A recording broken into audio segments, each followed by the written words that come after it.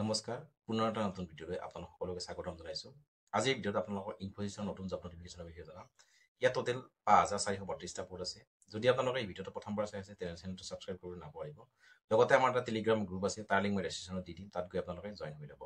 তেনে নতুন জব নটিফিকেশ্যনত কি কি আছে এবাৰ চাই লওঁ আহক। ইনফোচিছ নিউ ৰিক্ৰুইটমেণ্ট 2025, ইয়াত টোটেল পোষ্ট আছে 5432টা আৰু qualification under graduate and graduate. Selection process interview আৰু ডকুমেণ্ট ভেৰিফিকেশ্যনৰ জৰিয়তে হ'ব। অনলাইন এপ্লাই ডেট 24 মে'ৰ পৰা ষ্টাৰ্ট হৈছিল আৰু last date of online application 4 জুলাইলৈ আছে আৰু ৱেবছাইটটো হৈছে career.infosys.com। ইয়াত পোষ্টবোৰৰ নাম মই কৈ দিছোঁ: IT consulting, graphic designer, SAP FICO consultant, SAP MM consultant, Infosys financial consulting, Adobe AEM admin, লগতে net developer. Age limit candidate should be between 18 to 14 on the first day of the application form, অৰ্থাৎ 18 বছৰৰ পৰা 40 বছৰৰ বয়সৰ ভিতৰত আপোনালোকে ইয়াত আবেদন কৰিব পাৰিব।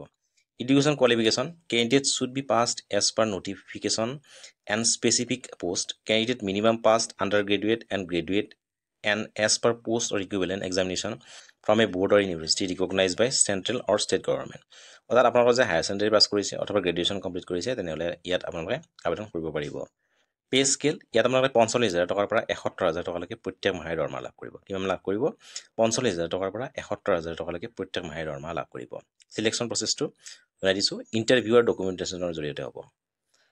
Application fees general OBC EWS কেণ্ডিডেটসকলে কোনো ধৰণৰ এপ্লিকেশ্যন ফিজ দিব নালাগে। SC ST PH কেণ্ডিডেটসকলেও ইয়াত কোনো ধৰণৰ এপ্লিকেশ্যন ফিজ দিব নালাগে।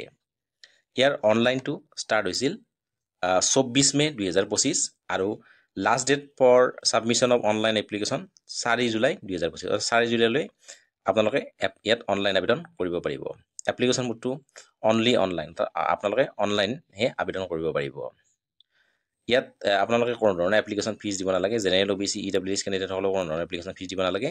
SC ST PH কেণ্ডিডেটসকলেও কোনো ধৰণৰ এপ্লিকেশ্যন ফিজ দিব নালাগে। চিলেকশ্যন প্ৰচেছটো ইণ্টাৰভিউ আৰু ডকুমেণ্টেশ্যনৰ জৰিয়তে হ'ব আৰু পে স্কেলটো আপোনালোকে 45,000 টকাৰ পৰা 71,000 টকালৈকে প্ৰত্যেক মাহে দৰমহা লাভ কৰিব। কি দাম লাভ কৰিব? 45,000 টকাৰ পৰা 71,000 টকালৈকে প্ৰত্যেক মাহে দৰমহা লাভ কৰিব। ইয়াত আপোনালোকে আণ্ডাৰ গ্ৰেজুৱেট এণ্ড গ্ৰেজুৱেট, অৰ্থাৎ আপোনালোকে হায়াৰ ছেকেণ্ডেৰী পাছ কৰিছে অথবা গ্ৰেজুৱেশ্যন যদি কমপ্লিট কৰিছে তেনেহ'লে আপোনালোকে ইয়াত আবেদন কৰিব পাৰিব। আৰু ইয়াত মিনিমাম 18 বছৰৰ পৰা 40 বছৰলৈকে আপোনালোকে আবেদন কৰিব পাৰিব।